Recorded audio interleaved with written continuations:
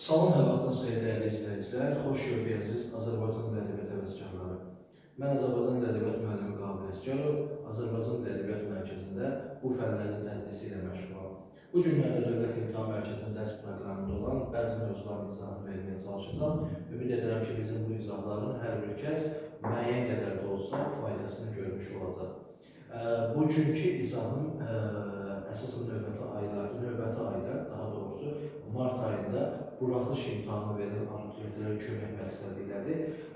Bugünkü izahım əksər abituriyentlərin çətinlik çəkdiyi sintaktik əlaqə haqqında olacaq. Qeyd etmək istəyərdim ki, sintaktik əlaqənin əksər abituriyentlərin çətinlik çəkdiyi bir hissədir. Hansı hissələr düşəcək? Mən məhz bu günləri o hissəni vurgulayacağım. Sadə şəkildə danışacağım. Ümid edirəm ki, bizim bu izahların hər bir kəs müəyyən qədər də olsa faydasını görmüş olacaq. Sintaktik əlaqə anlayışı nədir? Sintaktik əlaqənin iki növü var. Bunu biz birinci olaraq yadımıza saxlayaq. Demək, sintaktik əlaqə. Demək, sintaktik əlaqənin neçə növü olacaq? İki növü olacaq. Bir oldu tabiisizlik əlaqəsi, bir də oldu tabiilik əlaqəsi. Demək, sintaktik əlaqənin neçə növü olur? İki növü var. Bir oldu tabiisizlik, iki tabiilik əlaqəsi. Tabiisizlik əlaqəsi həmcins üzvlər arasında olur. Misal üçün, sadalanan üzvlər Əli, Vəli, Akif, Anar mənim dostumdur, mənim qardaşımdır. Sadalanan üzvlər arasında olur tabiisizlik əlaqəsi. Bir də tabisiz mürəkkəb cümlənin tərkib hissələri arasında olur nə? Tabiisizlik əlaqəsi. Demək, tabiisizlik əlaqəsi nə ilə də arasında olur? Bir, həmcins üzvlər arasında olur. İki, tabisiz mürəkkəb cümlənin tərkib hissələri arasında olur. Bu oldu tabiisizlik əlaqəsi. Keçək tabiilik əlaqəsi. Tabiilik əlaqəsinin üç növü olur. Bir, uzlaşma əlaqəsi, 2. İdarə əlaqəsi, 3. Yanaşma əlaqəsi. Demək, tabiilik əlaqəsinin neçə növü var? 3 növü var. Uzlaşma, idarə, yanaşma.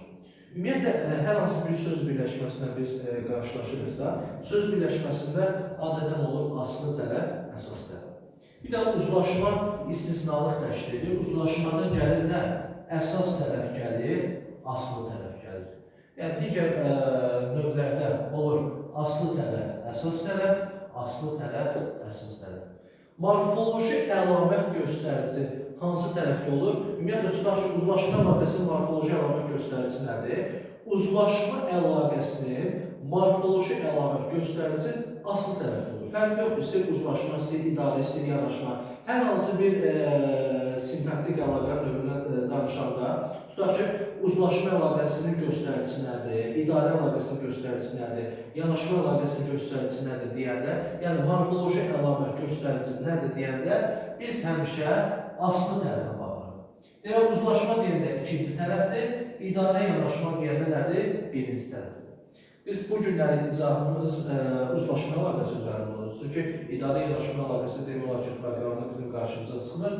Məhz ona görə bu günləri uzlaşma əlaqəsindən danışacağam. Amma növbəti dərslərdə maraqlı olsa, idarə yanaşma əlaqəsi haqqında da ətraflı məlumat verə bilərəm. Uzlaşma əlaqəsi, bir də oxum istiqaməti həmişə aslıdan əsasa doğru gedir. Aslıdan əsasa doğru gedir. Uzlaşma əlaqəsinin göstəricisi, ümumiyyətlə, uzlaşma nə ilə arasında olur?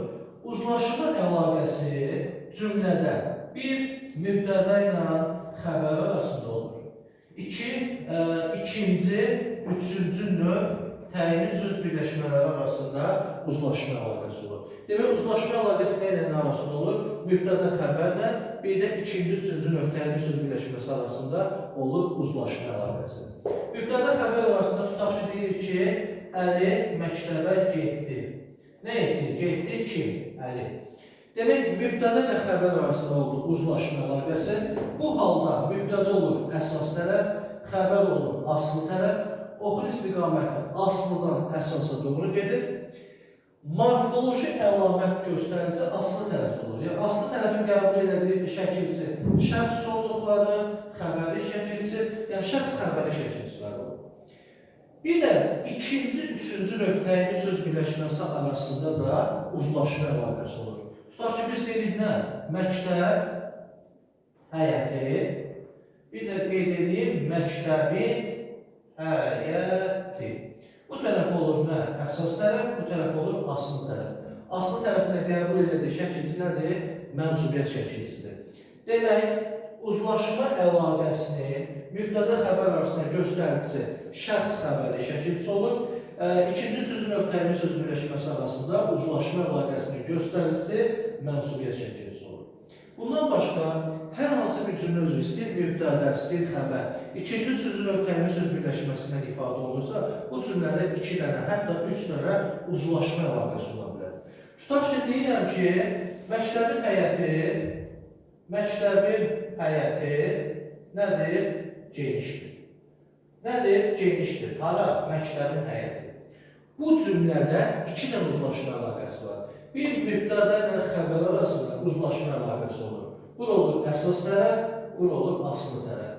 Bir də ikinci, üçüncü növ təyinli söz birləşməsi arasında uzlaşma əlaqəsi var. Burada da məktəbin həyəti. Üçüncü növ təyinli söz birləşməsi olduğuna görə bura olur əsas tərəf, bura olur aslı tərəf. Demək, bu cümlədə 2 dənə nə var? Uzlaşma əlaqəsi var. Diqqətinizə görə təşəkkür.